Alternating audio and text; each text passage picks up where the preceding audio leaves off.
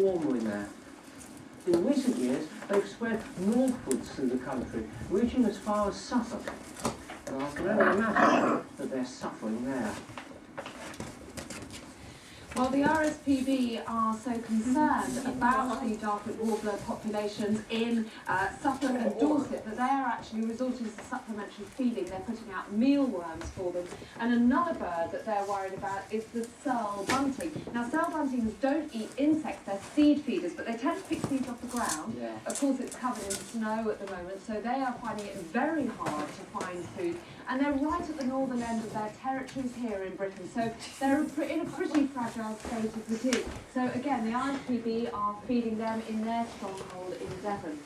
Now, if you remember back to Autumn Watch, one thing that we witnessed was certain mammals and birds storing food for the winter, and presumably it's those species that are really coming into their own now. Well, they were geared up, but we saw jays hiding acorns, and of course there was activity with squirrels hiding food too. And they will find it. They use trees and sort of geographical features in their little landscapes to find the food, for the good memory. And of course, as long as the snow is not compacted, the squirrels will break it off to the surface, find the nuts or whatever they put in there, and they'll benefit. And another thing to say about both of our squirrel species is, when you think about it, the grey squirrels come from North America, where in many parts the weather is often harder than this even. Yeah.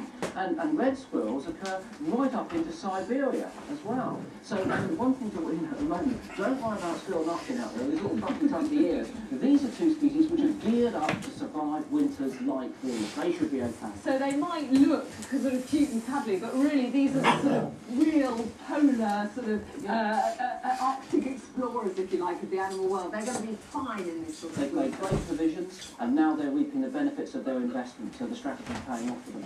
So those two mammals, our greys and our red squirrels, are doing very well, but some of our larger mammals are really struggling to find enough food, as Martin Hughes Gaines discovered.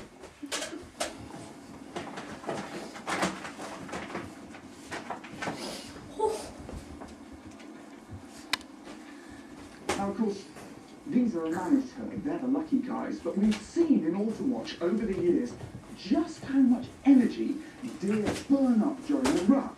I mean, they don't feed the males at all, they're just losing weight. So there's a crucial period after the rut and before the winter really sets in. They've got to build up their reserves. If they get it right, they'll probably survive. If they get it wrong, they're in big trouble. So that period between the rut and the winter is critical to their survival. And for some deer, things are so on the edge.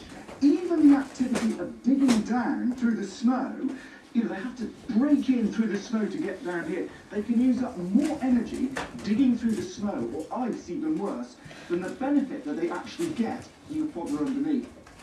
Tough times. Now, deer do have adaptations to help them survive the winter. And one of them's their coat for hairs. They're hollow, so they're very, very good insulators. So, although the deer's coat isn't all that thick when you look at it, it's very, very warm.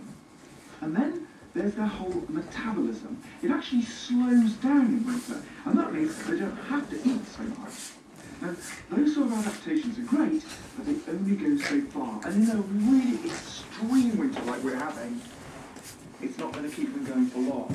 1 week they'll be okay, 2 they'll start to struggle, 3 weeks they'll be in real trouble. Now, I spoke to the Deer Society yesterday, and sadly already there are reports of deer dying. So what can we do to help our wild deer at this difficult time for them?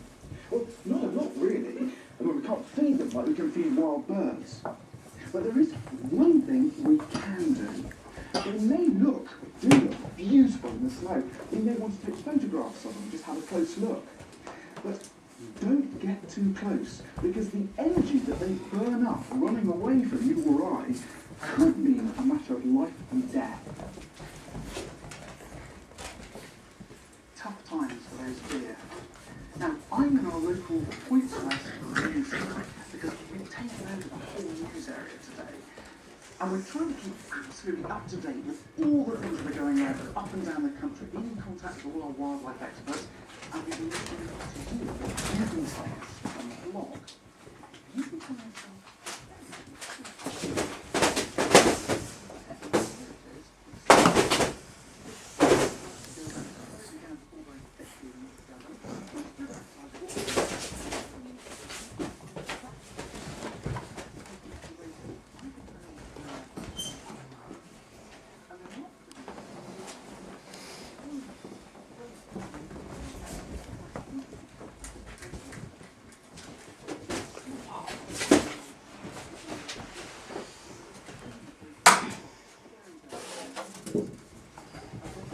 Bye.